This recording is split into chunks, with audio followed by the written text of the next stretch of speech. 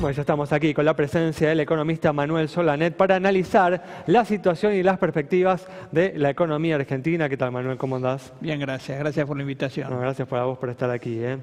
Bueno, estamos llegando, ¿no?, a las elecciones legislativas de octubre que van a marcar el comienzo, ¿no?, de la segunda mitad del gobierno de Mauricio Macri.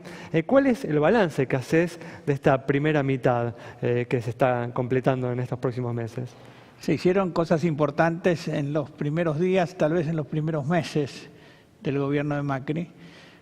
La vuelta al mercado internacional de deuda de capitales, el arreglo con los holdouts, la salida del cepo, un ataque a la inflación bien desarrollado por el Banco Central a través del proceso de metas de inflación.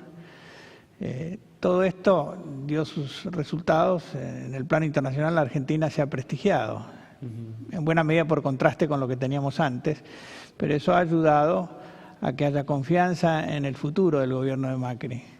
Bueno, hablábamos, ¿no?, por ejemplo, esta semana hablábamos el miércoles de que el riesgo país se ubicó, ¿no?, en estos últimos días en su nivel más bajo, ¿no?, de los últimos años, algo que había pasado ya meses atrás. Bueno, refleja esto que vos estás diciendo, ¿no? Tiene que ver con el resultado de las primarias y con la expectativa de que las elecciones de octubre den mejor todavía para el gobierno. Eso lo pudimos ver en el mercado de cambios.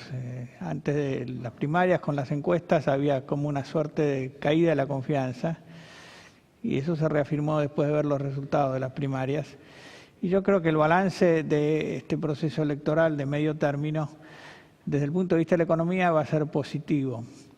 Le va a dar más respaldo a Macri en las cuestiones que tiene que resolver y que tienen impacto político negativo. Pero antes de irnos justamente a lo que es el futuro, ¿no?, lo que viene por delante, haciendo, ¿no?, un análisis, una evaluación de esta primera mitad del gobierno de Macri en materia económica, ¿te decepciona, por ejemplo, el escaso avance que ha habido en materia de la lucha contra el déficit fiscal, que prácticamente va a terminar este año en un nivel muy similar al del 2015?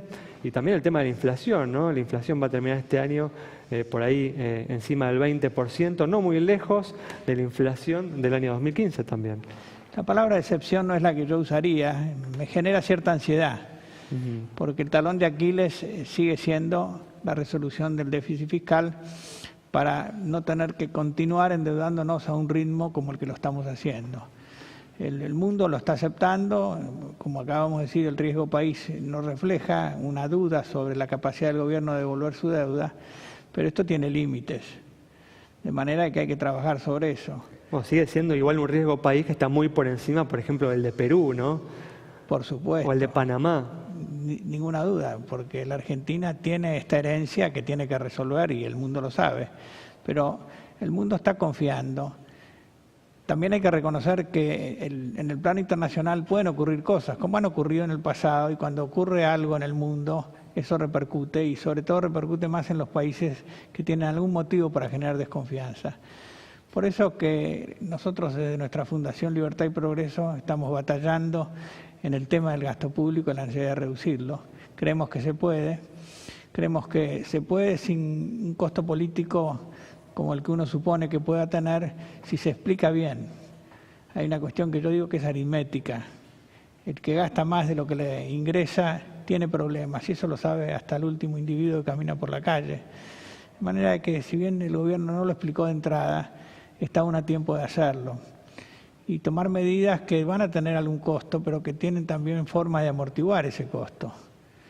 La reforma del aparato burocrático del Estado se puede hacer, y se pueden instrumentar medidas para que las consecuencias, sobre todo para los que más sufren, sean amortiguadas en el tiempo. Lo mismo sucede con el esquema de planes sociales o con las tarifas. Hay sistemas ahora, como las tarjetas SUBE, que permitiría aumentar las tarifas a algunos y a otros no, claro, cosa que ya ocurre. De manera de que esto hay que encararlo, porque lo peor que nos puede pasar es que volvamos a las andadas, a caer en una situación como la que ya hemos vivido, y eso sí que tiene repercusión y afecta en general a los más pobres. Yo creo que lo que tenemos que hacer es trabajar en eso. El Banco Central está trabajando bien, lo escuchamos a principios de esta semana a Sturzenegger en una reunión de AEA, con una exposición, yo diría, muy bien fundada. Le faltó presentar la dificultad que él pueda tener por la existencia de déficit fiscal. que se refleja, por ejemplo, en la necesidad de absorber emitiendo LEVAX y teniendo un stock de LEVAX que ya está en orden equivalente a 50.000 millones de dólares, que es deuda pública remunerada, ¿no? Así que todo esto creo que tiene que incorporarse a un modelo que tiene que explicitarse y trabajar sobre él con la mayor cantidad de fuerzas políticas consensuadas detrás del proceso. Ahora, Manuel, decíamos el problema del déficit, hay dos formas de resolverlo, o uno baja el gasto o sube los ingresos. ¿Pensás que la reforma fiscal que está planeando el gobierno tiene un poco también de esto? ¿Nuevos impuestos? ¿A quiénes deberían? ¿O pensás que solamente debería atacarse por el lado del gasto? Mira, la presión impositiva en la Argentina es récord y está a la altura de los países de mayor presión fiscal. En términos generales no se puede aumentar. Se pueden eliminar algunos impuestos y sustituirlos por otros, pero pretender resolver el tema del déficit por la vía de la recaudación es absolutamente imposible. ¿Va a haber la eliminación de algunos impuestos distorsivos? Por cierto que sí, hay que hacerlo. ¿Y cómo se hace para bajar impuestos distorsivos o no? Se habla también de bajar el IVA, ¿no? Para bajar el costo de los alimentos. O sea, uno quiere bajar los impuestos, pero al mismo tiempo ve que tiene un déficit insostenible. La forma genuina es bajar un impuesto y bajar un gasto, o bajar el gasto. Entonces, acompañar ese proceso. Pero como tenemos un déficit que bien medido, incorporando el cuasi fiscal, está alrededor de 8 puntos o más del producto, si se bajan los impuestos, hay que bajar en mayor medida el gasto. Es un desafío. Yo digo que una verdadera reforma impositiva que es necesaria, necesita para conciliar una reducción importante del gasto. Si no, va a ser algunas medidas, como yo digo, de mejorar la estructura, pero no aportar más recursos, hay que olvidarse de eso. ¿Y por dónde hay que empezar a bajar el gasto? ¿Por subsidios a la energía? ¿Por algún otro tipo de gasto que te parece hoy superfluo? ¿Hay espacio político para hacerlo? Te lo pongo en estos términos. Entre el año 2003 y el año 2016 el gasto aumentó 16 puntos del producto.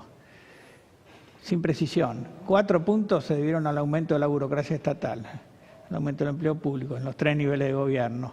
4 puntos al aumento del número de jubilados y pensionados. 4 puntos a los planes sociales y 4 puntos a los subsidios a la energía, el transporte y algunos sectores económicos. No se puede reducir el gasto en jubilaciones. Eso ya está rígido, es un derecho adquirido. Sí se pueden reducir los otros 3. El gasto en burocracia, el gasto en planes sociales, esto suena muy antisocial, pero no lo es. Por ejemplo, el plan Empalme es una buena solución. Transformar un subsidio por una remuneración a un trabajo, transformar subsidios en empleo. Y los subsidios a la energía y al transporte se resuelven con que la gente pague lo que cuestan los servicios. Por supuesto que tratemos de abaratarlos también, pero esto tiene que hacerse y a los que no pueden pagar, discapacidad, jubilados, etcétera, se les cobra menos. Ir por el lado del subsidio a la demanda, no subsidiar a todo el mundo. Agrego otra cosa que es absolutamente antipolítica que la diga. Las universidades nacionales son gratuitas para todos. Hay 2/3 de los alumnos que vienen de escuelas privadas y están en condiciones de pagar. Por lo tanto, no hay ningún sentido de que a eso se le esté pagando la gente. La doña Rosa que compra 1 kilo de azúcar o 1 kilo de arroz le está pagando la universidad a alguien que lo pueda hacer. Es decir, en principio, digamos, hay que corregir muchas distorsiones que tiene nuestro sistema y que están sujetas a muchos mitos y tabúes. Muy bien, bueno, Manuel, se nos acabó el tiempo, muchas gracias por haber estado con nosotros.